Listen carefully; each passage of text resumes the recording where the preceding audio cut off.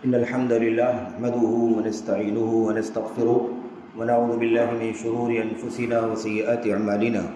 من يهده الله فلا مضل له ومن يضلل فلا هادي له، وأشهد أن لا إله إلا الله وحده لا شريك له، وأشهد أن محمدا عبده ورسوله.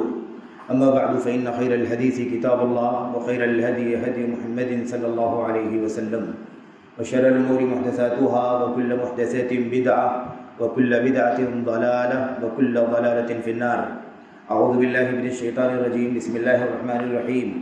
يا أيها الذين آمنوا إنما الخمر والميسر والأنصاب والأزلام رجس من عمل الشيطان فاجتنبوه لعلكم تفلحون، إلى آخر الآيات. وقال النبي صلى الله عليه وسلم: الخمر أم الخبائث، من شربها وقع على أمه وخالته وعمته. وقال صلى الله عليه وسلم: الخمر أم الفواحش، من شربها لا تقبل له صلاته 40 يوما، ومن شربها وهي في بطنه فمات مات ميتة جاهلية. وقال النبي صلى الله عليه وسلم: لا تشربوا الخمر فإنها مفتاح كل شر. وقال عليه الصلاة والسلام: لا يشربن ناس من أمة الخمر يسمونها بغير اسمها. وقال النبي صلى الله عليه وسلم: كل ما أسكر كثيره فقليله حرام. وقال النبي صلى الله عليه وسلم: كل مسكر خمر وكل خمر حرام. وقال النبي صلى الله عليه وسلم: كل أمتي يدخلون الجنة إلا من أبى. قيل: ومن يأبى يا رسول الله؟ قال: من أطاعني دخل الجنة ومن عصاني فقد أبى. وقال ابن مسعود رضي الله تعالى عنه: لو تركتم سنة نبيكم لضللتم. وجاء في رواية: لو تركتم سنة نبيكم لكفرتم. وجاء عن الإمام مالك بن أنس رحمة الله عليه قال رحمة الله عليه: السنة سفينة نوح، من ركبها نجا ومن تخلف عنها غرق، او كما قال رحمہ اللہ تعالی. برادران اسلام، دینی اور ملی بھائیوں، نوجوان دوستوں، احباب اور بزرگوں، قابل احترام ماؤں اور بہنوں، عزیز بچوں، اللہ تبارک و تعالیٰ کا جو دین ہمیں ملا ہے، یہ دین سارے ادیان میں ایک اونچا مقام رکھتا ہے، اور اس کا مقام حد درجہ امتیازی ہے، حد درجہ نمایاں مقام ہے. بہت ساری خصوصیات، بہت ساری امتیازات اس دین کے اندر موجود ہیں. اس دین کی ایک بہت بڑی خصوصیت یہ ہے، اس دین کا بہت بڑا امتیاز یہ ہے کہ اس دین کے اندر عقل پرستی کی کوئی گنجائش نہیں ہے، نفس پرستی کی کوئی گنجائش نہیں ہے، ہوس کی، خواہشات نفسانی کی اتباع اور پیروی کا کوئی دخل نہیں ہے. یہ دین اصولوں کا دین ہے. یہ دین اللہ تبارک و تعالیٰ کی کتاب میں اتر چکا ہے، اور نبی محترم صلی اللہ علیہ وسلم کی سنت میں اس کی تشریح اور اس کی وضاحت ہو چکی ہے، اور امت کے صحابہ کرام اور تابعین اور تبع تابعین کے ذریعے سے یہ دین بہت اچھے انداز میں، بہت ہی زیادہ معتبر انداز میں منتقل ہو کر کے آج تک ہمارے سامنے آ چکا ہے، اور مستقبل میں قیامت تک انشاءاللہ تبارک و تعالیٰ یہ دین پوری تحفظ کے ساتھ، پوری حفاظت کے ساتھ انشاءاللہ تبارک و تعالیٰ عام ہوگا، پھیلے گا. تو یہ دین ایسا دین ہے جو اصولوں پر مبنی ہے. اس میں کوئی گنجائش نہیں ہے کہ آدمی کوئی اپنی تھیوری لے کر کے آئے، آدمی اپنی رائے پیش کر دے، آدمی اپنی عقلانیت کو پیش کر دے، آدمی اپنی دانشوری کا ثبوت دینا شروع کر دے، آدمی یہ پیش کرے کہ بہت زیادہ یہ بات ہماری لاجک سے میل کھانے والی چیز ہے. اس طرح کی کوئی گنجائش اللہ تبارک و تعالیٰ کے دین میں نہیں رکھی گئی ہے. میرے بھائیوں، میرے بزرگوں، اس لیے یہ دین ایسا دین ہے جس میں کسی بھی طرح سے کوئی چیز دائیں بائیں کی آ جائے، در آئے، جگہ بنا لے، اور اس کے نتیجے میں امت کے لوگ ادھر ادھر منتقل ہو جائیں، ادھر ادھر بہکنے لگے، ادھر ادھر انحراف کا شکار ہو جائیں، ایسی کوئی گنجائش دین اسلام کے اندر نہیں رکھی گئی ہے.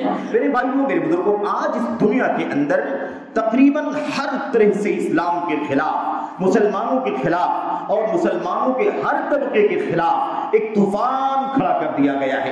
عقیدے کو کیسے تباہ کیا جائے، ان کی فکر کو کیسے تباہ کیا جائے، ان کے منہج کو، ان کے اصل ٹریک اور راستے کو کیسے تباہ کیا جائے، ان کے اخلاق کو کیسے برباد کیا جائے، ان کے کردار کو کیسے برباد کیا جائے، انہیں معاشی انداز میں، معاشرتی انداز میں، مالی انداز میں، سیاسی انداز میں، غرض ہر طرح سے کیسے کمزور کیا جائے، خصوصیت کے ساتھ ان کا دین کیسے ملیا میٹ کیا جائے، ان کا منہج اور صحیح راستہ جو انہیں اللہ کی کتاب میں نبی کی سنت میں ملا ہے، جذباتی طور پر یہ قوم اس کے پیچھے چلتی ہے اور کسی کی بات کو اپنے خاطر میں لانا گوارا نہیں کرتی ہے۔ اسے کیسے برگشتہ کیا جائے، کیسے ورغلایا جائے کہ اس سے یہ امت بہک جائے، یہ ایک عجیب و غریب مسئلہ ہے کہ یہ تو عمومی طور پر سارے اسلام کے ساتھ، سارے مسلمانوں کے ساتھ ہے، لیکن خصوصیت کے ساتھ اس امت کا وہ طبقہ جو جوانوں کا طبقہ کہلاتا ہے، وہ طبقہ جو شباب کا طبقہ کہلاتا ہے، جو اس امت کی سب سے بڑی مضبوط طاقت ہے، اس امت کا سب سے زیادہ عظیم سرمایہ ہے۔ پوری تاریخ کا جائزہ لے کر کے دیکھو، اسلام کی پوری تاریخ میں جو بڑے بڑے کارنامے اللہ تبارک و تعالیٰ کی دین میں انجام پائے ہیں، اللہ تبارک و تعالیٰ کی دین، اللہ تبارک و تعالیٰ کی توحید، اس پر ایمان، نبی کی سنت، اس کی دعوت، اس کی نشر و اشاعت اور اس کی راہ میں آنے والی تکلیفوں اور پریشانیوں پر صبر کی جتنی تاریخ اور داستان ہے، پوری کی پوری امت کی شباب سے، نوجوانوں سے جڑی ہوئی ہے۔ میرے بھائیوں، اس طبقے کو ورغلانے اور گمراہ کرنے کے لیے بہت بڑا مشن چل رہا ہے، اور یہ مشن دین کے نام پر چل رہا ہے۔ اگر دنیا کے نام پر چلتا تو شاید آسانی سے سمجھ میں آ جاتا کہ ہمیں اس طرح سے ورغلایا جا رہا ہے، گمراہ کیا جا رہا ہے، بہکایا جا رہا ہے، لیکن افسوس یہ ہے کہ دین کے نام پر چل رہا ہے۔ میرے بھائیوں، کتنے فتنے ہیں جس کے نتیجے میں اس امت کے خاص طور پر نوجوانوں کو بہکایا جا رہا ہے، ورغلایا جا رہا ہے۔ اس امت کے نوجوانوں کے ساتھ ایک بہت بڑا فتنہ جس کی تباہی کی زد میں یہ امت کے نوجوان آ رہے ہیں، وہ یہ ہے کہ مختلف ہتھ کنڈے اپنا کر کے، بڑے بڑے اونچے نعرے لگا کر کے، بڑے بڑے دعوے کر کے، بڑے بڑے پروپیگنڈے کر کے اور ایران توران کے حوالے دے کر کے نوجوانوں کو جذبات میں لا کر کے انہیں مختلف ایسی سرگرمیوں سے جوڑا جا رہا ہے جس کے نتیجے میں ہمارے نوجوانوں کا عقیدہ، ان کا ایمان، ان کا منہج ضائع ہو رہا ہے، اور یہ مختلف انداز سے پکڑ دھکڑ کے نظر ہو رہے ہیں، ورغلایا جا رہا ہے دین کے نام پر، اسلام کے نام پر، جہاد کے نام پر، دعوت کے نام پر، اور گمراہیاں پھیل رہی ہیں، ہم کچھ نہیں کر رہے ہیں، کفر پھیل رہا، ہم کچھ نہیں کر رہے ہیں، بدعت پھیل رہی، ہم کچھ نہیں کر رہے۔ اس طرح سے نوجوانوں کو ورغلایا جا رہا ہے۔ میرے بھائیوں، میرے بزرگوں، اس طرح کے بہت سارے فتنوں میں سے ایک بہت بڑا فتنہ امت کے نوجوانوں کے ساتھ یہ بھی ہے، اور خاص طور پر نوجوانوں کے ساتھ، ورنہ عمومی طور پر ساری امت کے ساتھ یہ مسئلہ ہے کہ امت کو اللہ تبارک و تعالیٰ کی سچی کتاب اور نبی محترم صلی اللہ علیہ وسلم کی سچی سنت، جسے آپ نے زبان سے بیان کر دیا ہے، جس پر آپ نے چل کر کے دکھا دیا ہے، جس پر آپ صلی اللہ علیہ وسلم کے صحابہ نے چل کر کے عملی طور پر نبی کے سامنے اسوہ لے لیا ہے، پیش کر دیا ہے، اس سے ورغلانے بہکانے کی بہت ساری کوشش کی جا رہی ہے۔ امت کے نوجوانوں کو امت کے علماء سے جوڑنے کے بجائے امت کے جہلا سے جوڑا جا رہا ہے، غیر علماء سے جوڑا جا رہا ہے، لبرل لوگوں سے جوڑا جا رہا ہے، عقلانیوں سے جوڑا جا رہا ہے، ہوا پرستوں سے جوڑا جا رہا ہے، جن کا اسلام میں، دین اسلام میں، علم کے میدان میں، کتاب و سنت کی وابستگی کے میدان میں، علم و حکمت کی جو بصیرت اور گہرائی ہے، اس کے معاملے میں ان کا کوئی سروکار نہیں ہے، ایسے لوگوں سے جوڑا جا رہا ہے۔ اس کے نتیجے میں امت کے جوان ہلاکت کی راہ پر چل رہے ہیں، ضلالت کی راہ پر چل رہے ہیں، گمراہ ہو رہے ہیں۔ میرے بھائیوں، آج ایک داخلی مسئلہ یہ بھی ہے میرے بھائیوں کہ آج ضرورت ہے امت کو کہ اتنے ٹکڑے ہو چکے، اتنے اختلاف ہو چکے، اتنے دھڑے بن چکے، اتنے فرقے بن چکے، ان حالات میں امت کو متحد کرنے کے لیے، ایک کرنے کے لیے سب کو خالص سنت کی طرف بلایا جائے، خالص سنت کی طرف۔ سنت کے خلاف ابو بکر صدیق کا قول بھی آ جائے تو اسے بھی چھوڑ دیا جائے، عمر فاروق اعظم کی بات بھی آئے تو اسے بھی چھوڑ دیا جائے، عثمان غنی علی کی بات بھی اگر آ جائے تو اسے بھی چھوڑ دیا جائے، عائشہ فاطمہ کی بات آ جائے تو اسے بھی چھوڑ دیا جائے، طلحہ زبیر کی بات آ جائے تو اسے بھی چھوڑ دیا جائے۔ یہ راستہ دکھانے کے بجائے آج بھی امت کو ورغلایا جا رہا ہے، اور امت کو 4 6 8 ٹکڑوں میں بٹا ہوا رہتے ہوئے دیکھنا چاہا جا رہا ہے، اور یہ بتایا جا رہا ہے کوئی مسئلہ نہیں ہے، مختلف ٹکڑوں میں بٹے رہو، اس شخصیت کے ساتھ، اس شخصیت کے ساتھ، اس امام کے ساتھ، اس ویر کے ساتھ، اس فقیر کے ساتھ جڑے رہو، کوئی مسئلہ نہیں امت کے اندر۔ میرے بھائیو، اس امت میں، امت کے داخلے امت میں جو سب سے بڑا مسئلہ پیدا ہوا، جس کی وجہ سے امت کے 4 ٹکڑے ہو گئے، مسلح 4 ٹکڑوں میں تقسیم ہو گئے، مسجدیں 4 طرح سے تقسیم ہو گئی، مدارس 4 حصوں میں تقسیم ہو گئے، توحید کے ساتھ جو ایک ہے، سنت کے ساتھ جو ایک ہے، قبلے کے ساتھ جو ایک ہے، اللہ کے نبی علیہ السلام کی نبوت و رسالت جس کا کلمہ سارے مسلمانوں نے پڑھا ہوا ہے، ایک ہے، اس کے باوجود بھی امت کو شخصیتوں کے نام پر 4 ٹکڑوں میں بانٹ دیا گیا۔ حنفی ہے، مالکی ہے، شافعی ہے، حنبلی ہے، یہ 4 تو مشہور ہیں ائمہ اربع رحمت اللہ علیہم اجمعین۔ میرے بھائیوں میرے بزرگوں، آج حالت یہ ہے امت کی کہ تقلید کے اس کی تقسیم نے، تقلید کی اس تفریق نے امت کو ٹکڑوں میں بانٹا ہوا ہے۔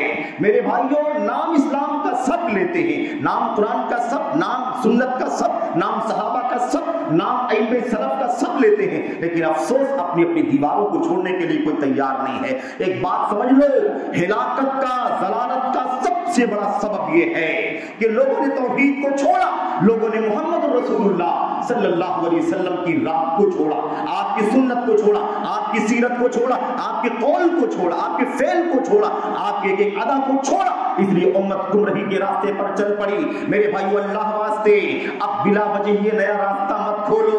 بہت محنت سے یہ امت ٹوٹ کر کے مختلف فرقوں سے نکل کر کے سنت سے وابستہ ہو رہی ہے، سنت سے جڑ رہی ہے، اللہ کے نبی محمد رسول اللہ صلی اللہ علیہ وسلم کی سنت کا حوالہ مانگ رہی ہے۔ کسی نے کہا یہ مسلک، کہا دلیل کیا ہے نبی کی سنت میں؟ کسی نے کہا یہ مسلک، کہا دلیل کیا ہے نبی کی سنت میں؟ کہا یہ مسلک، کہا نبی کی سنت میں کیا دلیل ہے؟ یہ مسلک، نبی کی سنت میں کیا دلیل ہے؟ یہ سب سے بڑا مسئلہ ہے میرے بھائیوں۔ اسی پر جب تک امت تھی، امت ضلالت سے بچ گئی، امت ہلاکت سے بچ گئی، اور جب سے امت کے ٹکڑے ہوئے، 4 حصوں میں بانٹا گیا، تب سے امت ہلاکت کی ضلالت کی راہ پر چل گئی۔ اور اس کے بعد بڑی محنتوں کے باوجود بھی، ساری کوششوں کے باوجود بھی آج اتحاد کا کوئی راستہ دکھائی نہیں دے رہا ہے۔ اور میرے بھائیوں میرے بزرگوں، اس لیے یہ اختصار کے ساتھ لمبی بات ابھی نہیں کر سکتے، یہ جمعے کا خطبہ ہے۔ ایک بات، نوجوان ہلاکت کے دہانے پر جا رہے ہیں، نوجوان برباد ہو رہے ہیں۔ بربادی اخلاقی ناحیے سے ہے، بربادی منہج کے ناحیے سے ہے، بربادی سنت کو چھوڑنے کی وجہ سے ہے۔ اللہ کے نبی محمد رسول اللہ صلی اللہ علیہ وسلم کی حدیثیں، آپ کے بارے میں، آپ کی سنت کے بارے میں قرآن کریم کی آیتیں ہم بار بار سنتے رہتے ہیں میرے بھائیوں۔ حضرت عبداللہ بن مسعود رضی اللہ تعالیٰ عنہ نے کہا تھا، اور ساری امت کے لیے پیغام ہے، ساری امت کے لیے پیغام ہے، اللہ کی اطاعت کرو، رسول کی اطاعت کرو، یہ تو ہے، لیکن نہ کرنے کا انجام کیا ہوگا؟ اگر سنت تم نے چھوڑا، کسی امتی کا نام لے کر کے، چاہے وہ صحابی ہو، چاہے وہ تابعی ہو، چاہے وہ خیر القرون کا کوئی بڑا سے بڑا نام ہو، جائے کہ بعد کے لوگ 400 600 800 سال، 1000 سال کے بعد، 1200 سال 1400 سال کے بعد کسی کا نام لیا جا رہا ہو، اگر کسی نے کسی امتی کا نام لے کر کے، بڑے سے بڑے کا نام لے کر کے، اگر محمد رسول اللہ صلی اللہ علیہ وسلم کی ایک سنت کو چھوڑ دیا، یاد رکھو ہلاکت کا، ضلالت کا دروازہ کھل گیا۔ یہ میں نہیں کہتا، اللہ کے نبی محمد رسول اللہ صلی اللہ علیہ وسلم کی سنت پر، آپ کی تربیت پر زندگی گزارنے والے حضرت عبداللہ بن مسعود رضی اللہ تعالیٰ عنہ نے ایک لمبی حدیث کے پس منظر میں کہا تھا، لو ترکتم سنت نبیکم لضللتم، اے امت کے لوگوں، اگر تم نے اپنے نبی کی سنت کو چھوڑ دیا تو یقیناً تم گمراہ ہو جاؤ گے، ضلالت تمہارا مقدر بن جائے گی، ذلت تمہارا مقدر بن جائے گی۔ اگر تم نے نبی کی سنت کو چھوڑا تو تمہارا حشر ہوگا، تمہارا انجام یہی ہوگا۔ یہ اللہ کے نبی محمد رسول اللہ صلی اللہ علیہ وسلم کی سنت پر تمسک اور اعتصام پر چلنے پر، یہ میرے بھائیوں، یہ اتنا تاکید ہے، اور چھوڑنے کے نتیجے میں انجام کیا ہوگا اس کا بیان ہے۔ اور ایک روایت میں ابن مسعود فرماتے ہیں، اگر تم نے محمد رسول اللہ صلی اللہ علیہ وسلم کی سنت کو چھوڑا، لَكَفَرْتُمْ، تو تمہاری ضلالت کفر تک بھی پہنچ سکتی ہے، ایسا بھی ہو سکتا ہے کہ تم کفر کرنے والے بن جاؤ۔ میرے بھائیوں، یہی ضلالت کی وجہ ہے، یہی ہلاکت کی وجہ ہے۔ جو بھی من رد سنت من سنت النبی صلی اللہ علیہ وسلم فهو على شفا ہلاکہ، جس نے محمد رسول اللہ صلی اللہ علیہ وسلم کی سنتوں میں سے کسی سنت کو چھوڑ دیا، وہ ہلاکت کے کنارے پہنچ گیا، وہ ہلاکت کے مڈیر کو پہنچ گیا، وہ ہلاکت کے دہانے پر پہنچ گیا۔ یہ پیغام ہے، اور اسی بات کو امام دار الہجرہ امام مالک نے انس رحمۃ اللہ علیہ نے کہا تھا۔ میرے بھائیوں، یہ مثال ذرا سمجھو، السنت سفینۃ نور من رکبها نجا ومن تخلف عنها غرق۔ یاد رکھو سنت کی مثال کیسی ہے، اللہ کے نبی کے قول، فعل، عمل، تقریر، آپ کی فقہ، آپ کے فیصلے، آپ کے فتاوے، اس کا مقام کتنا اونچا ہے۔ امت سمجھے، تقلید کرنے والے سمجھیں، اماموں سے نسبت رکھنے والے سمجھیں۔ میرے بھائیوں، وہ لوگ خاص طور پر ہمارے بھائی سمجھیں جو اماموں سے نسبت ایسی رکھتے ہیں کہ ان سے جڑ جانا چاہیے۔ اماموں سے، علماء سے، فقہا سے، ائمہ سے، محدثین سے، مفسرین سے، امت کے اعیان سے جڑنے کا مطلب کیا ہوتا ہے؟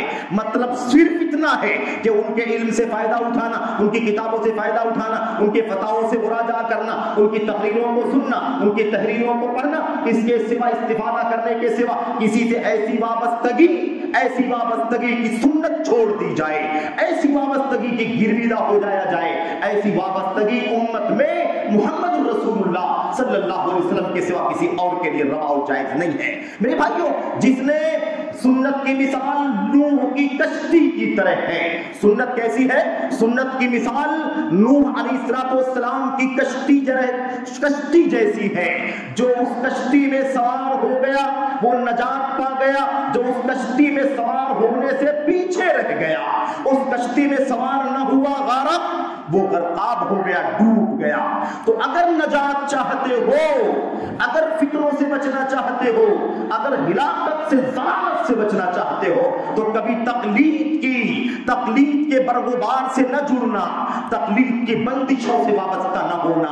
میرے بھائیوں، میرے بزرگوں، معاف کیجئے گا، کتنے بھی ہتھ کنڈے اپنائے جائیں، کسی میں ہیلے بہانے سے تقلید کے دروازے کھولے جائیں، یہ تقلید کا راستہ ہلاکت کا راستہ ہے۔ سنت چھوڑ کر کوئی کامیاب نہیں ہو سکتا، سنت چھوڑ کر کوئی نجات نہیں پا سکتا۔ یہی عقیدہ خیر القرون کا، یہی عقیدہ اللہ کے نبی صلی اللہ علیہ وسلم نے امت کو سکھلایا، یہی عقیدہ اللہ کے نبی کے صحابہ نے سمجھا اور سمجھایا، یہی عقیدہ امت کے تابعین نے ساری دنیا کے لوگوں کو سمجھایا۔ تو ہلاکت کی بڑی وجہ کیا ہے میرے بھائیوں؟ سنت سے دوری۔ جب ہم اس ٹریک کو چھوڑ دیں گے، اس راستے کو چھوڑ دیں گے جو سنت کا راستہ ہے، اس منہج کو چھوڑ دیں گے جو صحابہ کا، تابعین کا منہج ہے، تو یاد رکھو کہ ہلاکت ہمارا مقدر بن جائے گی، ضلالت ہمارا مقدر بن جائے گی۔ تو ایک بات تو ہمیں خاص طور پر یہ سمجھنا ہے کہ یہ ہلاکت و ضلالت کا سب سے خطرناک راستہ ہے۔ ہمیں چاہیے کہ ہم امت کے کسی بھی اعلیٰ ادنا کی بات کو سنت کے مقابلے میں خاطر میں نہ لائیں۔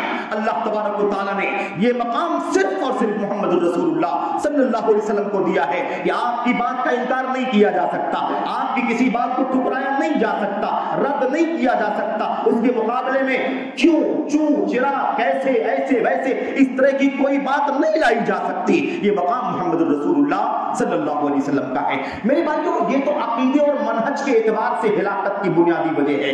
دوسری وجہ ہلاکت کی اخلاقی ہے، اخلاقی ہے۔ دین اسلام کا ایک امتیاز یہ ہے کہ دین اسلام نے اس عقل کے تحفظ کی ذمہ داری لی ہے، ایسے اصول بنائے، ایسے احکام نازل فرمائے، ایسے قواعد نازل فرمائے، ایسے ضابطے بتلائے کہ اللہ تبارک و تعالیٰ ہم بندوں کی عقلوں کی حفاظت فرمائے۔ یہ اللہ تبارک و تعالیٰ کے دین کا امتیاز ہے۔ 5 چیزوں کی حفاظت ہوتی ہے اسلام میں، اس میں سے ایک چیز کیا ہے؟ ہماری عقلوں کی حفاظت۔ کیونکہ اگر عقل کی حفاظت نہ ہو تو ہم میں اور حیوانوں میں کوئی تمیز باقی نہیں بچے گی، ہمارے بیچ میں اور جانوروں کے بیچ میں کوئی فرق اور امتیاز باقی نہیں بچے گا۔ میرے بھائی، اسی لیے اللہ کے نبی محمد رسول قرآن کریم اللہ تبارک و تعالیٰ نے اور نبی کریم صلی اللہ علیہ وسلم نے اپنی سنت میں امت کے ہر بڑے کو، چھوٹے کو، مرد کو، عورت کو، جوان کو، بچے کو نشے کے راستے سے منع فرمایا ہے اور خطرناک قسم کی وعیدیں بھیجی ہیں، وہ اتاری ہے قرآن کریم کے اندر۔ میں نے کچھ آیتیں، حدیثیں آپ کے سامنے شروع میں پڑھی ہیں، میں انہی باتوں کا تذکرہ خاص طور پر کرنا چاہتا ہوں۔ میرے بھائیوں، مجھے کہنا یہ ہے کہ ملک کے اندر، شہر کے اندر، صوبے کے اندر تقریباً کمی بیشی کے ساتھ یہ معاملہ مشترک ہے کہ ہمارے نوجوانوں کو نشے کی لت میں ڈالا جا رہا ہے، ہمارے نوجوانوں کو نشے کا عادی بنایا جا رہا ہے۔ 10 روپے 5 روپے میں جو ٹافیاں اور چاکلیٹ بکتے ہیں میرے بھائیوں، اس سے سستے میں ظالموں نے ہمارے بچوں کے بیچ میں نشہ بیچنا شروع کر دیا ہے۔ اور افسوس، یہ نشے کے کاروباری کوئی دوسرے نہیں ہے، یہ نشے کے کاروباری دوسرے کے علاوہ ہمارے اپنے بھی ہیں، پرائے تو ہیں دشمن اسلام کے، مسلمانوں کے، جوانوں کے، بچوں کے، بچیوں کے۔ لیکن افسوس کے ساتھ اس مادے نے، اس دنیا پرستی نے، اس حرام خوری نے میرے بھائیوں یہاں تک तक हमें उतार दिया, इतनी पस्ती तक के मुसलमान भी मुस्लिम समाज के अंदर नशे की चीजें बेच करके पैसे कमा रहा है।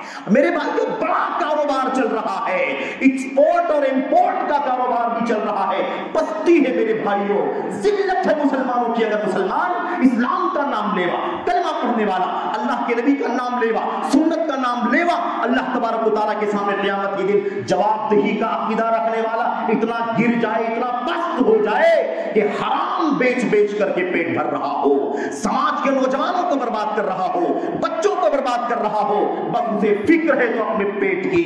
नमाज के लिए वो हाजिर होता है मेरे भाइयों, नमाज के लिए हाजिर होता है और फराइज भी पढ़ता है, तहज्जुद गुजार भी है, कुरान की तिलावत भी करता है, और मेरे भाइयों वज़ा क़ता भी इस्लामी है, चेहरे पर दाढ़ी का नूर भी सजा हुआ है। लेकिन अफसोस, कारोबार में नशे का कारोबार चल रहा है और लोग एक्सपोर्ट इंपोर्ट कर रहे हैं मेरे भाइयों, बेच रहे हैं। हराम है, हराम कारोबार है, अल्लाह की कसम है। अल्लाह तबारक व तआला के सामने जवाबदेही की फिक्र करें वो लोग जो मुसलमानों के बीच में, मुसलमानों के समाज में, मुसलमानों के मोहल्ले, मुसलमानों की बस्ती में हमारे अजीजों की जिंदगियों से खेलने का काम कर रहे हैं, उनकी अखलाक को बर्बाद कर रहे हैं, उनकी जवानी ज़ाये कर रहे हैं, उनका दीन और ईमान बर्बाद कर रहे हैं। वो कौम का, मिल्लत का सबसे बड़ा सरमाया जो जवानों का है, उन्हें पूरे तौर पर खोखला करने पर लगे हुए हैं मेरे भाइयों। आज जवानों की क्या हालत है मेरे भाइयों, नशे की लत में धुत पड़े हुए हैं। अजीबोगरीब बात है मेरे भाइयों, अजीबोगरीब कुरान करीम की आयतें हम सुनते रहते हैं। ये तो बड़े खतरनाक मसले हैं आज के दौर के, एक तो मनहज के जरिए से हिलाकत और ज़लालत, और दूसरे नशे की लत में हमारे जवानों को डाल करके बर्बाद किया जा रहा है मेरे भाइयों, मेरे बुजुर्गों। कुरान करीम में अल्लाह तबारक व तआला फरमाता है, या अय्युहल्लज़ीना आमनू इन्नमल खम्रु वल मैसिरु वल अंसाबु वल अज़लामु रिज्सुम मिन अमलि शैतान। याद रखो ऐ ईमान वालों, सुन लो अच्छी तरह से, ये शराब और ये जुआ, मटका और ये स्थान जो बुतों पर चढ़ाए जाते हैं, वल अज़लाम और पासे के किस्मत आजमाई के किस्मत के फैसले करने वाले तीर, रिज्सुम मिन अमलि शैतान, ये सब नापाक चीजें हैं, शैतानी अमल है। तुम्हें चाहिए कि इससे अपने आप को बचाओ, इज्तिनाब करो, बचो मुसलमानों, लअल्लकुम तुफ्लिहून, शायद तुम्हें कामयाबी मिल जाए। कामयाब होना चाहते हो तो अल्लाह की कसम है, शराब से बचो, शैतानी काम है, नशे से बचो, शैतानी काम है। अब शराब का मतलब सिर्फ और सिर्फ नबी के जमाने में गिलास में जो शराब तैयार की जाती थी वो नहीं, बल्कि शराब यानी नशा का कोई भी पदार्थ, कोई भी नशे का पदार्थ हो सकता है। वो पीने वाला भी हो सकता है, पिया जाने वाला भी हो सकता है, वो खाए जाने वाला भी हो सकता है, वो टेबलेट की शक्ल में निगला जाने वाला भी हो सकता है, वो इंजेक्शन की शक्ल में जिस्म के अंदर डाला भी जाने वाला हो सकता है, वो पाउडर की शक्ल में चूसा जाने वाला भी हो सकता है, और मेरे भाइयों वो सूंघे जाने वाला भी हो सकता है।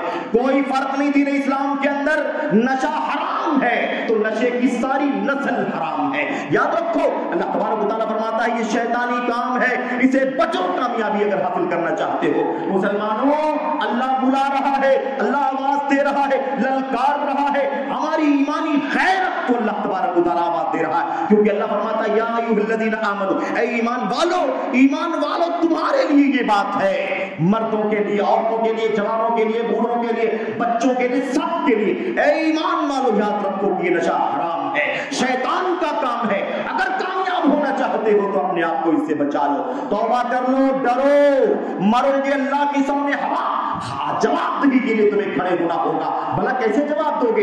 एक एक नुक्ते का हिसाब होगा, एक एक टके का हिसाब होगा। जब अल्लाह के सामने हम खड़े होंगे, याद रखो तो अल्लाह तबारक व तआला के यहाँ हमारे कदम डगमगाएंगे, हिल नहीं सकेंगे, टल नहीं सकेंगे। हालत क्या हो जाएगी?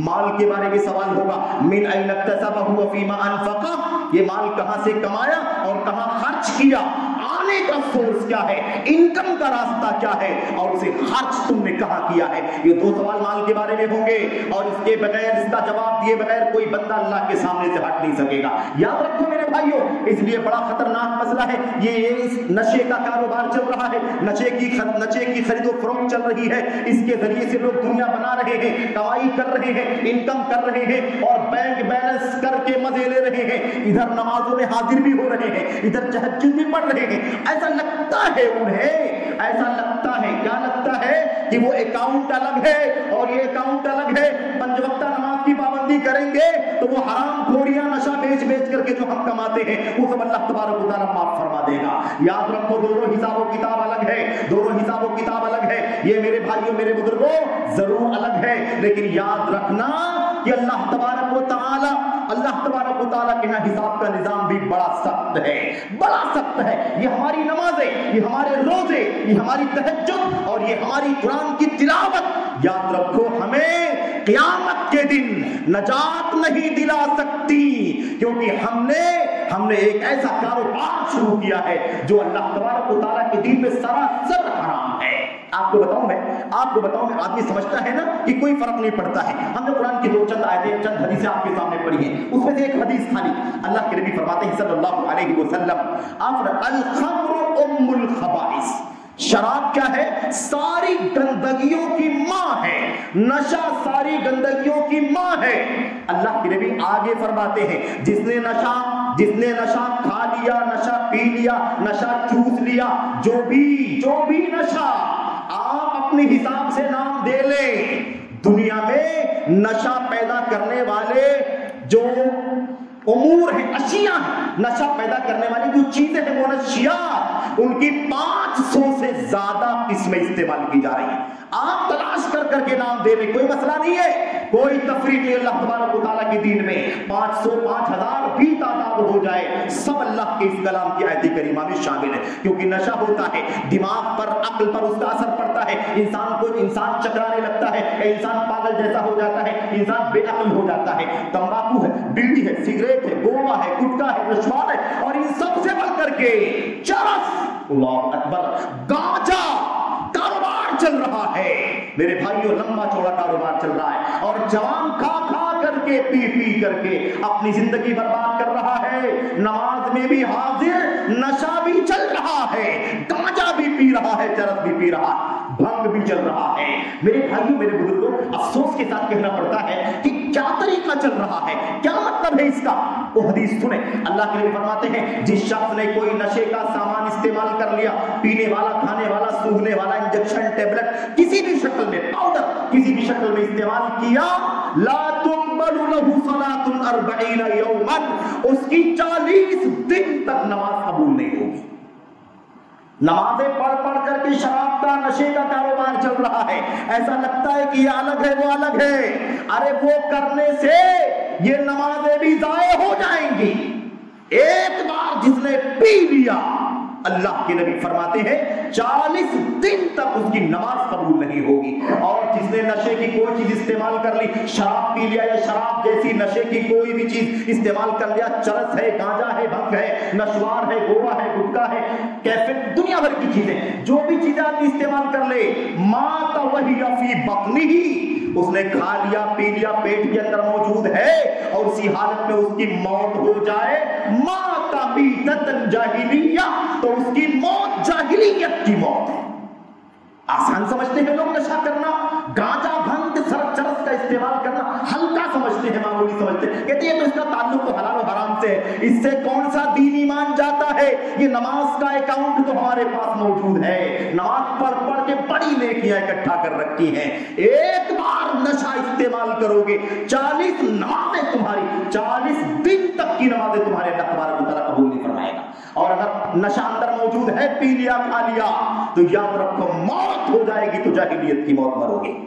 دیکھا آپ نے نشے کا عبادت سے کیسا تعلق ہے، نشے کا اللہ تبارک و تعالیٰ پر ایمان سے کیسا تعلق ہے.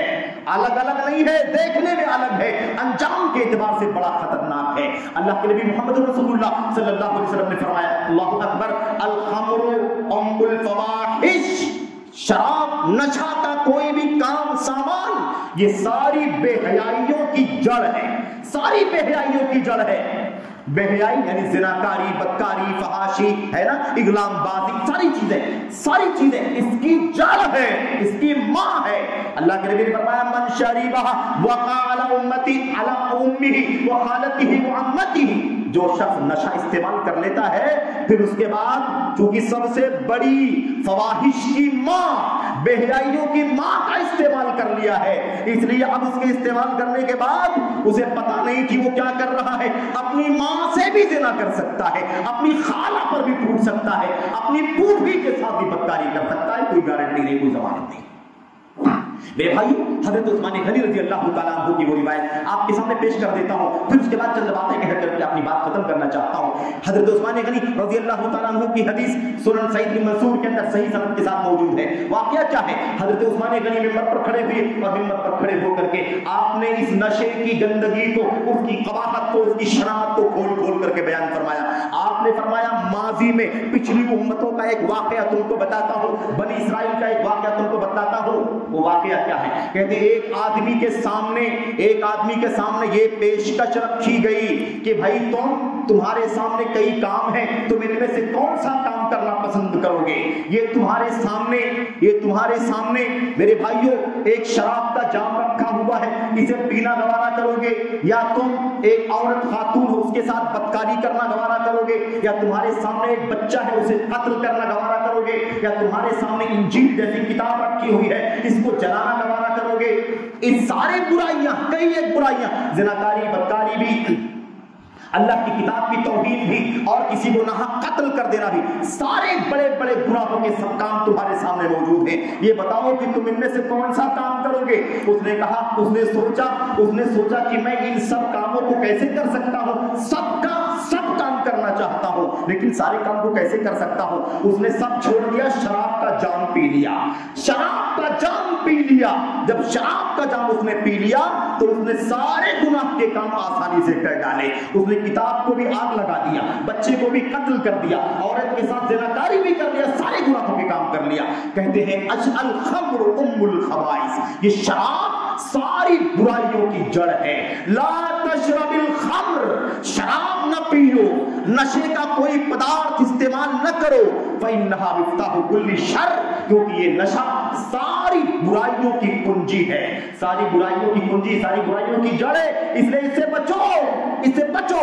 اور یاد رکھو آج ابھی بھی بہت سارے لوگ سمجھتے ہیں کہ قرآن کے اندر شراب کا نام آیا ہوا ہے، شراب حرام ہے، اور جو آج کل نئے پدارث چلتے ہیں، نئے آئٹم چلتے ہیں، نئی چیزیں وجود میں آتی ہیں، ان کا یہ حرام نہیں ہے، کوئی اس کو مکروہ نکال دیتا ہے، کوئی اس کو ہلکا کرنے کی کوشش کرتا ہے، اس کی قباحت کو، اس کی گندگی کو ہلکا کر کے پیش کرنا چاہتا ہے۔ میرے بھائیوں، لیکن یاد رکھو ہمارے نبی محمد رسول اللہ صلی اللہ علیہ وسلم کی سنت کیسی تھی، آپ کا تعلق اللہ تبارک و تعالیٰ سے کیسا تھا، وحی کے ذریعے سے قیامت تک آنے والی امت کی رہنمائی موجود تھی۔ اللہ کے نبی محمد رسول اللہ صلی اللہ علیہ وسلم نے فرمایا تھا سیاتی علیکم زمان، یا اللہ کے نبی نے فرمایا لیشربن ناس من امت الخمر یسمونها بغیر اسمها، ایک وقت میری امت پر آئے گا جب کچھ ایسے لوگ پیدا ہوں گے مستقبل کے اندر، یشربون الخمر، شراب پیئیں گے، نشہ استعمال کریں گے، یسمونها بغیر اسمها، لیکن اسے شراب کا نام نہیں دیں گے، کوئی اور نام دیں گے، نام بدل کے نشہ استعمال کریں گے، نام بدل کے منشیات کا استعمال کریں گے۔ اب کوئی کہہ سکتا بھائی گانجا تو اللہ کے نبی کے زمانے میں نہیں تھا، یہ چرس تو اللہ کے نبی کے زمانے میں نہیں تھا، یہ جو چلم لگائے جا رہے ہیں نا بچے جوان لگاتے ہیں، یہ تو نہیں تھا اللہ کے نبی کے زمانے میں نا۔ یاد رکھو تھا یا نہیں تھا، نبی کے زمانے کی یہ بات، نبی کی زبان سے نکلا ہوا جملہ موجود ہے، میری امت میں ایسے لوگ پیدا ہوں گے جو شراب استعمال کریں گے، نشہ استعمال کریں گے، نام بدل کر کے استعمال کریں گے۔ یہ حالت ہو گئی ہے میرے بھائیوں، آج بھی نام بدل کے شراب کو، نشے کو استعمال کیا جا رہا ہے۔ اب سوال یہ پیدا ہوتا ہے کہ امت کی اتنی بری حالت ہے، جوان ضائع ہو رہے ہیں، جوان برباد ہو رہے ہیں، اپنی جوانی برباد کر رہے ہیں، اپنا اخلاق برباد کر رہے ہیں، اپنا مال ضائع کر رہے ہیں، معاشی تباہی آ رہی ہے، معاشرتی تباہی آ رہی ہے، گھر میں ماں باپ پریشان ہیں، بیویاں پریشان ہیں، شوہر پریشان ہیں، بچے پریشان ہیں میرے بھائیوں، کیونکہ گھر کا فلاں نشہ کرتا ہے، گانجے پیتا ہے، بھنگ استعمال کرتا ہے، چرس کا عادی اور رسیہ ہو چکا ہے۔ میرے بھائیوں بڑا خطرناک مسئلہ ہے، بڑا خطرناک۔ یہ تو دنیا کی بات ہو گئی کہ آدمی کتنا گندگی پر اتر جاتا ہے، آخرت میں اللہ کے نبی محمد رسول اللہ صلی اللہ علیہ وسلم نے ایک بات عجیب و غریب بتا دی، اور اللہ کی قسم ہے اگر یہ بھنگ اور چرس پینے والے ہمارے عزیز جو ہیں قابل رحم ہے، قابل ترس ہیں، اگر اللہ کے نبی کی اس حدیث کو سمجھ لے تو میں سمجھتا ہوں کہ اچھی طبیعت والا پاک طبیعت والا فوراً توبہ کرنے کے لیے تیار ہو جائے گا، فوراً توبہ کر لے گا۔ کیوں؟ اس لیے کہ نشہ یہ فطرت کے خلاف ہے۔ نشہ کیا ہے؟ فطرت کے خلاف ہے۔ اللہ کے نبی محمد رسول اللہ صلی اللہ علیہ وسلم کے سامنے معراج کے واقعے میں اللہ کے نبی فرماتے ہیں میرے سامنے شراب کا جام پیش کیا گیا، میرے سامنے دودھ کا پیالہ پیش کیا گیا۔ حضرت جبریل نے کہا اختر ایہما شئت محمد صلی اللہ علیہ وسلم، آپ کو ان میں سے، ان دونوں میں سے جو دل چاہے لے لیجئے، جو دل چاہے لے لیجئے۔ آپ کا جی چاہے شراب کا جام لے لیجئے، آپ کا جی چاہے تو دودھ کا پیالہ لے لیجئے۔ اللہ کے نبی محمد رسول اللہ وہ نبی جو امت کا غمخوار تھا، وہ نبی جو امت کے لیے ہمدرد تھا، وہ نبی جو امت کے لیے خیر خواہ تھا، اس نبی نے، اس رحیم نبی نے، اس مہربان نبی نے، رسول نے ہماری ساتھ امت کے ساتھ یہ مہربانی فرمائی کہ آپ نے شراب کا جام چھوڑ دیا، آپ نے دودھ کا پیالہ لے لیا۔ اللہ کی طرف سے جبریل امین نے کہا یا محمد اخترت الفطرہ، اے محمد آپ نے فطرت چوائس کیا، آپ نے فطرت چوائس کیا ہے۔ یہ شراب فطرت کے خلاف ہے، یہ شراب فطرت کے اپوزٹ ہے، یہ دودھ فطرت کے مطابق ہے۔ آپ نے دودھ سلیکٹ کیا ہے نا تو آپ نے فطرت سلیکٹ کیا ہے۔ لو اخترت الخمر لغوت امتک، اگر آپ نے شراب سلیکٹ کر لیا ہوتا تو آپ کی پوری امت گمراہ ہو جاتی، برباد ہو جاتی۔ دیکھا آپ نے، تو نبی نے فطرت چوائس کیا، اور ہم اس نبی کے امتی ہونے کے باوجود فطرت کی خلاف ورزی کر رہے ہیں۔ شراب، نشہ، گانجا، بھنگ، نشوان استعمال کرتے ہیں، اس کو بیچتے ہیں۔ میرے بھائی کو سوال یہ پیدا ہوتا ہے کیسے اچھا بات میں یہ کہہ رہا تھا، اللہ کے نبی صلی اللہ علیہ وسلم کے سامنے یمن کا ایک آدمی آیا، روایت مسلم میں یمن کا ایک آدمی آیا اور آ کر کے کہنے لگا اللہ کے نبی صلی اللہ علیہ وسلم ہمارے یہاں یمن میں ایک شراب استعمال کی جاتی ہے، اور وہ شراب مکئی سے بنائی جاتی ہے۔ مکئی ہم لوگ بہت شوق سے مکئی استعمال کرتے ہیں، کھاتے مختلف انداز، مکئی سے شراب بنائی جاتی ہے، اس کو پیا جاتا ہے، مصر کا نام دیا جاتا ہے۔ یہ بتائیے کیا اس کو استعمال کر سکتے ہیں؟ اللہ کے نبی نے فرمایا یہ بتاؤ کیا اس کو پینے کے بعد سر چکراتا ہے؟ آپ نے یہ نہیں کہا کہ عقل پر پردہ پڑ جاتا ہے، بلکہ آپ نے کیا فرمایا امسکر ہوا، کیا جو تم بتا رہے ہو اس کو پینے سے سر چکراتا ہے، چکر جیسی آتی ہے؟ اللہ کے نبی کو اس نے جواب کیا دیا ہاں چکر آتی ہے، سر چکراتا ہے اس کو پینے سے۔ اللہ کے نبی صلی اللہ علیہ وسلم نے فرمایا حرام ہے یہ۔ اور یاد رکھو اس کے بعد اللہ کے نبی نے فوراً آگے کیا سمجھایا، کہا جو بھی شخص نشہ والا کوئی سامان استعمال کرے گا، کوئی بھی نام رکھ لو میرے بھائیوں، میرے عزیزوں، جوانوں، بچوں، بچی، کوئی بھی نام رکھو، آپ نام دنیا کا کوئی بھی رکھ لو، اللہ کے نبی فرماتے ہیں جو بھی کوئی سر چکرانے والا پدارث استعمال کرے گا، اسے کھائے گا، پیے گا، چکھے گا، چوسے گا، انجیکشن لے گا، ٹیبلٹ کی شکل میں لے گا، جیسے بھی استعمال کرے، اللہ تبارک و تعالیٰ کے اوپر واجب ہے، اللہ نے اپنے اوپر یہ عہد لے لیا ہے کہ اسے کل قیامت کے دن ردغۃ الخبال، طینۃ الخبال پلائے گا، طینۃ الخبال پلائے گا۔ صحابی نے پوچھا اللہ کے نبی یہ طینۃ الخبال کیا ہے جو اللہ تبارک و تعالیٰ پلائے گا؟ اللہ نے اپنے اوپر طے کر لیا ہے کہ میں ایسے شراب اور نشہ استعمال کرنے والے کو قیامت کے دن طینۃ الخبال پلاؤں گا۔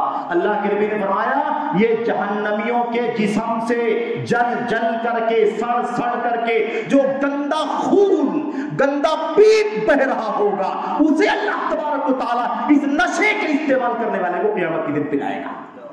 جب پینے کی چاہت ہوئی، لاؤ جہنمیوں کا خون اور پیپ، لاؤ جہنمیوں کی گندگی، لاؤ جہنمیوں کا نچوڑ، ان کو پلاؤ ظالموں کو، کیونکہ انہوں نے دنیا میں بہت نشہ استعمال کیا ہے، بہت گانجا اور بھنگ پی کر کے مزہ لیا ہے، بہت چرسی رہے ہیں دنیا کے اندر، اس لیے اس کی سزا یہی ہے، اس کا انجام یہی ہے۔ میرے بھائیوں، میرے بزرگوں، بڑا خطرناک، میرے جوانوں، میرے عزیزوں اور سرپرستوں، کیا بتاؤ کہ کیا طینۃ الخبال پیو گے؟ پینے کے لیے آمادہ ہو؟ بتاؤ ذرا کس کو، میرے بھائیوں کون راضی ہے اس سے؟ کس کو پسند ہے کہ کل قیامت کے دن ایک تو اللہ کی جنت سے بھی دور کر دیا جائے، اور دوسری طرف جہنمیوں کا دھون، ان کا سڑا ہوا پیپ اور خون جو جل جل کر کے بہ بہ کر کے آئے گا، اسے پینے کے لیے کون تیار ہوگا؟ میرے بھائیو توبہ کرو، توبہ کرو، یاد رکھو یہ صرف یہی مجرم نہیں ہے، سماج پورا کا پورا ذمہ دار ہے، سرپرست ذمہ دار، باپ ذمہ دار، ماں ذمہ دار، بھائی ذمہ دار، علماء ذمہ دار، ٹرسٹیان ذمہ دار، جماعت ذمہ دار، سب ذمہ دار، کلکم راع وکلکم مسئول عن رعیتہ، ہر شخص ذمہ دار ہے اور ہر شخص سے اپنی ذمہ داری کے بارے میں کل قیامت کے دن پوچھا جائے گا۔ ایسا نہیں چل سکتا ہے کہ فلاں کا بچہ پی رہا ہے، آپ جانتے ہیں لیکن آپ کہتے ہیں مجھے اس سے کیا لینا دینا، میرا بچہ تو سیف ہے، میرا بچہ تو فلاں جگہ رہتا ہے، فلاں جگہ پڑھتا ہے، اس سے دور سے بچہ ہوا ہے، مجھے کیا لینا دینا۔ یاد رکھو جب اللہ کا عذاب تمہیں اسے لپیٹ میں لے گا تو اس کی لپیٹ میں سب آ جاؤ گے۔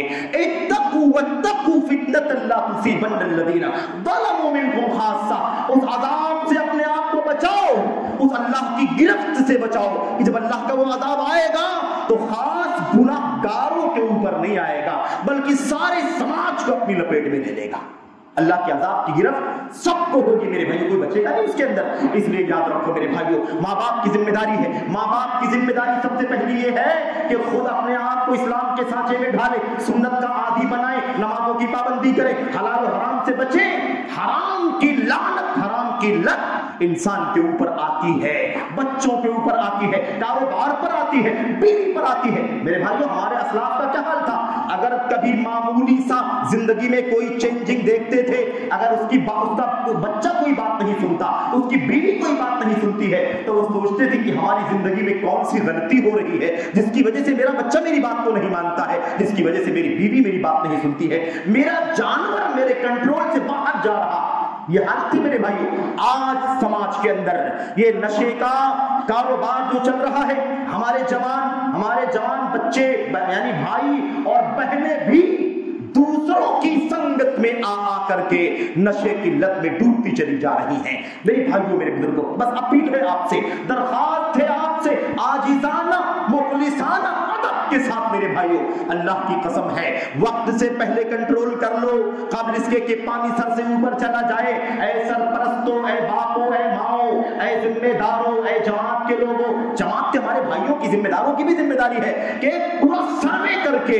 تربیت کا انتظام کریں، گناہوں کی قباحت، گناہوں کی شناعت اور نشے کی لت کی جو برائیاں ہیں اسے کھول کھول کر کے بتلایا جائے، سمجھایا جائے۔ میرے بھائیوں اگر اس میں ہم نے قدم نہیں بڑھایا، ہم نے اپنی ذمہ داری نہیں سمجھی تو وقت دور نہیں ہے کہ جب پورا سماج اس نشے کی لت میں چلا جائے گا۔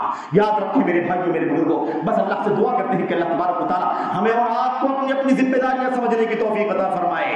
میرے بھائیوں ایک تو یہ یاد رکھیں کہ حرام کا کاروبار کر کے عبادت کی پابندی کرنا یہ بہت بڑا دھوکہ ہے، بہت بڑا دھوکہ ہے۔ یاد رکھو یہ اکاؤنٹ الگ، اس کی بنیاد پر وہ معاف نہیں ہوگا، اس کی بنیاد پر یہ معاف نہیں ہوگا۔ کوئی آدمی یہ نہ سمجھے کہ اللہ تبارک و تعالیٰ ہماری نمازوں کی وجہ سے یہ نشہ بیچ کر کے، یہ ایکسپورٹ امپورٹ کر کے ہماری نجات ہو جائے گی، نہیں۔ اللہ تبارک و تعالیٰ کا حساب و کتاب الگ ہے، اللہ کی عبادت کا اکاؤنٹ الگ ہے، حساب و کتاب لے کے اللہ فارغ کر دے گا۔ اس کے بعد یہ جرائم جو اللہ کی محرمات ہیں اس کا حساب و کتاب الگ ہوگا۔ اللہ کو دعا کرتے ہیں کہ اللہ تبارک و تعالیٰ ہمارے نوجوانوں کو، ہمارے عزیزوں کو، ہمارے چھوٹے چھوٹے نونہالوں کو، ننھے بچوں کو جن کو ایم ڈی کے چکر میں پھنسایا جا رہا ہے، جن کو چھوٹی چھوٹی شیشی میں ظالموں نے چاکلیٹ کے برابر پیسے میں بیچنا شروع کر دیا ہے، اللہ تبارک و تعالیٰ ہمارے بچوں کو اس لت سے بچنے کی توفیق عطا فرمائے۔ اللہ تبارک و تعالیٰ سرپرستوں کو اپنی ذمہ داری سمجھنے کی توفیق عطا فرمائے۔ اللہ تعالیٰ جماعت کی ذمہ داروں کو اپنی کوششیں صرف کرنے کی توفیق عطا فرمائے۔ ہر شخص ذمہ دار ہے، میرا بچہ ہے، اس کا بچہ ہے، فلاں کا بچہ ہے، نہیں، وہ قوم کا بچہ ہے، مسلمان کا بچہ ہے، سماج کا حصہ ہے، اس کی بربادی میری بربادی ہے، اس کی تباہی قوم کی تباہی ہے۔ یہ اجتماعی سوچ ہونی چاہیے، صرف اجتماعیت اتحاد اس کی رٹ لگانے سے کوئی اجتماعیت نہیں ہوتی۔ اجتماعیت کا مطلب یہ ہے ہر شخص ذمہ دار ہے۔ اللہ تبارک و تعالیٰ جب کل قیامت کے دن پوچھے گا تو اللہ تبارک و تعالیٰ سب کو سب से हिसाब व किताब दिलवाएगा। याद रखो, अल्लाह से दुआ करते हैं कि अल्लाह तबारक व तआला हमारी कोशिशों को कबूल फरमाए। अल्लाह तबारक व तआला हमें हर किस्म के फितनों से, अकीदे का फितना, मनहज का फितना, अफ्कार का फितना मेरे भाइयों, और अखलाक व किरदार का फितना, हराम का फितना, इन सारे फितनों से अल्लाह तबारक व तआला पूरी उम्मत को, पूरी कौम को बचने की तौफीक अता फरमाए। खास तौर पर जवानों को, हमारे अजीजों को अल्लाह तबारक व तआला इस लत से बचने की तौफीक अता फरमाए। आमीन रब्बल आलमीन, आमीन रब्बल आलमीन। अल्लाह तबारक व तआला से आखिर फिर इल्तिजा है कि अल्लाह ताला इस लत से बचाए। ये वो लत है जिस लत की वजह से पूरी कौमें तबाह हो गई। तारीख पढ़ करके देखो नशे का अंजाम क्या होता है, और हमें न मालूम है, हमें नहीं मालूम है, दुश्मनों को खूब मालूम है कि नशे के जरिए से इस कौम का क्या हाल होगा। और वक्त नहीं, वरना मैं आपको यहूदियों की बातें भी कोट करके बताता कि बड़े बड़े यहूदियों ने क्या क्या कहा है इस हवाले से। अल्लाह से दुआ है कि अल्लाह ताला हम सबको खैर की तौफीक अता फरमाए। जब तक हम जिंदा रहे ईमान पर, इस्तिकामत के साथ जिंदा रहे, हमारी मौत, हमारा खात्मा हो तो ईमान पर हो, सुन्नत पर हो, अल्लाह के नबी सल्लल्लाहु अलैहि वसल्लम की सीरत पर हो, अल्लाह के नबी सल्लल्लाहु के सहाबा और ताबईन के नक्शे कदम पर हो। आमीन रब्बल आलमीन। सल्लल्लाहु अलैहि वसल्लम व बारक अला नबीना मुहम्मद व अला आलिहि व सहबिहि अजमईन। वस्सलामु अलैकुम व रहमतुल्लाहि व बरकातहू। अल्हम्दुलिल्लाह नहमदुहु व नस्तईनुहु व नस्तगफिरुहु। अल्लाहुम्मा सल्लि अला मुहम्मद व अला आलि मुहम्मद कमा सल्लैता अला इब्राहीम व अला आलि इब्राहीम इन्नका हमीदुम मजीद। सुब्हान रब्बिका रब्बिल इज्जति अम्मा यसिफून व सलामुन अलल मुरसलीन वल्हम्दुलिल्लाह।